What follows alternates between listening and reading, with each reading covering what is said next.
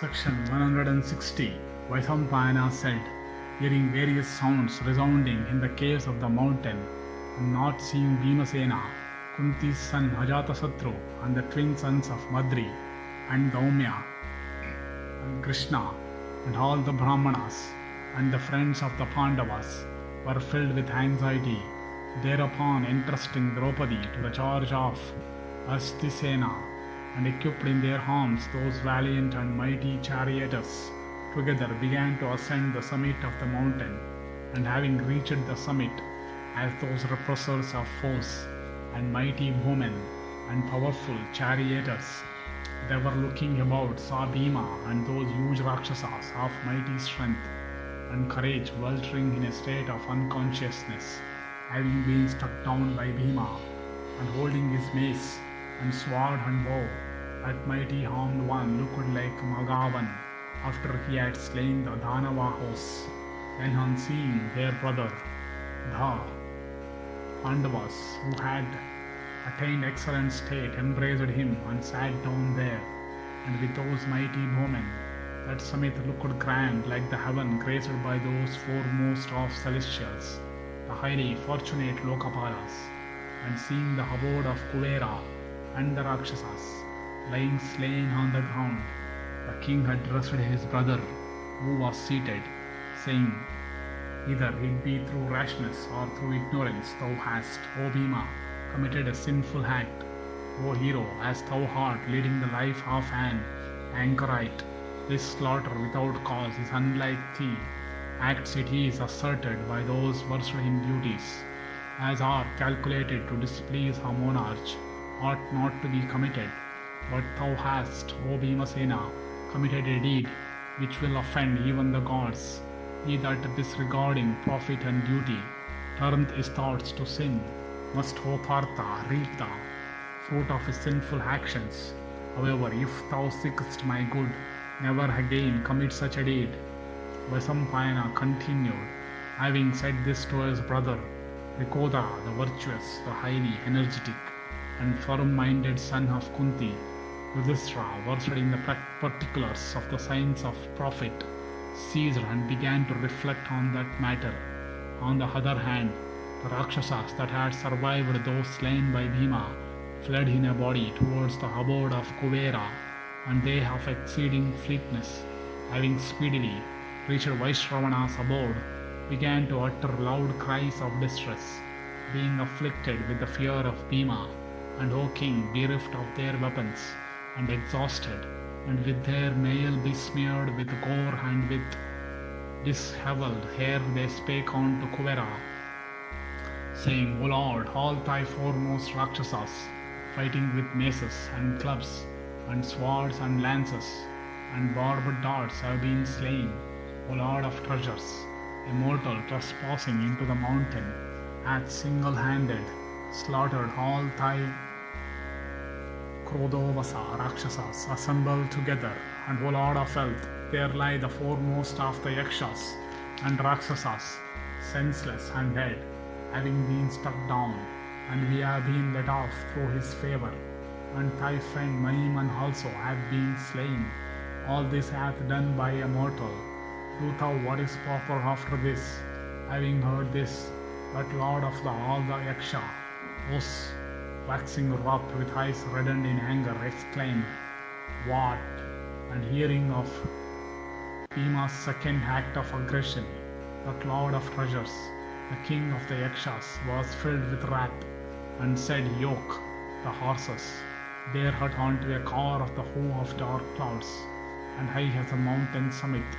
They yoked steeds having golden garments, and on being yoked onto the car, those excellent horses of his, graced with every noble quality, and furnished with the 10 auspicious curls of hair, and having energy and strength, and adorned with various gems, and looking splendid, as if desirous of speeding like the wind, began to neigh at each other.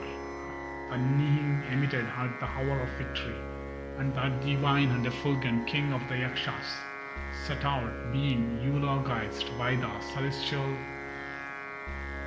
and Gandharvas, and 1,000 foremost of Yakshas of reddened eyes, and golden luster, and having huge bodies, and gifted with great strength, equipped with weapons, and girding on their swords, followed that high-souled lord of treasures, and coursing through the firmament, they, the steeds, arrived at the Gandhamadana, as if drawing forward the sky with their fleetness, and with their downstanding erect.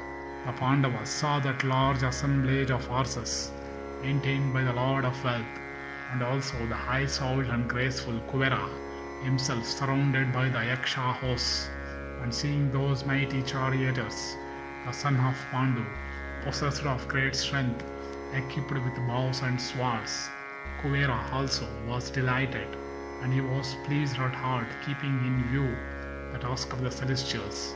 And like unto birds, they, the Yakshas, gifted with extreme celerity, alighted on the summit of the mountain, and stood before them, the Pandavas, with the Lord of Treasures at their head. Then O Bharata, seeing him pleased with the Pandavas, the Yakshas and the Gandharvas stood there free from agitation, then thinking themselves as having transgressed those high-souled and mighty charioteers, the Pandavas, having bowed down unto that Lord, the giver of wealth, stood surrounding the Lord of Treasures with joined hands. And the Lord of Treasures sat on that excellent seat, the elegant Pushpaka, constructed by Vishwakarma, painted with diverse colors, and thousands of Yakshas and Rakshasas, some having huge frames, and some ears resembling pigs, and hundreds of Gandharvas and hosts of Apsaras sat in the presence of that one seated, even as the celestials sit surrounding him of 100 sacrifices, and wearing a beautiful golden garland on his head, and holding in his hands his noose and sword and bow. Bhima stood gazing at the Lord of Wealth, and Bhimasena did not feel depressed either on having been wounded by the Rakshasas, or even in that plight, seeing Kuvera arrive, and that one going about on the shoulders of men, on seeing Bhima stand desirous of fighting with sharpened shafts, said unto Dharma's son, O Partha, all the creatures no thief has engaged in their good. Do thou therefore with thy brothers fearlessly dwell on this summit of the mountain, and O Pandava, be thou not angry with Bhima. These Yakshas and Rakshasas had already been slain by destiny. Thy brother hath been the instrument merely, and it is not necessary to feel shame for the act of impudence that hath been committed. This destruction of the Rakshasas had been foreseen by the gods. I entertain no anger towards Bhimasena. Rather, O foremost of the Bharata race, I am pleased with him. Nay, even before coming here, I had been gratified with this deed of Bhima. Vaisamapayana said, having spoken thus unto the king Kuvera, said unto Bhimasena, O child, O best of the Kurus, I do not mind this. O Bhima, as in order to please Krishna, thou hast, disregarding the gods, and me also, committed this rash act, namely the destruction of the Yakshas and the Rakshasas. Depending on the strength of thy arms, I am well pleased with thee. O Rikodara, today I have been freed from a terrible curse. For some offense that great Rishi Agastya had cursed me in anger, thou hast delivered me by this act of thine. O Pandu's son, my disgrace had her this been fated. No offense therefore in any way attaches unto thee, O Pandava.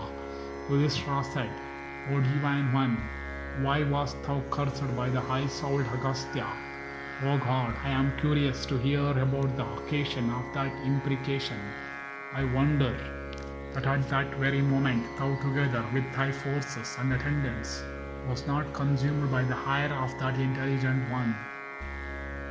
Thereupon the Lord of Treasures said, At Kusasthali, O king, once there was held a conclave of the gods, and surrounded by Visajad Yakshas, numbering 300 Mahapadmas, carrying various weapons. I was going to that place, and on the way I saw that foremost of sages, Agastya, engaged in the practice of severe austerities on the bank of the Yamuna, abounding in various birds and graced with blossoming trees, and working immediately on seeing that mass of energy, flaming and brilliant as fire, seated with upraised arms, facing the sun, my friend, the graceful lord of the Rakshasas, Maniman from stupidity, foolishness, hauteur and ignorance discharged his excrement on the crown of that Maharshi.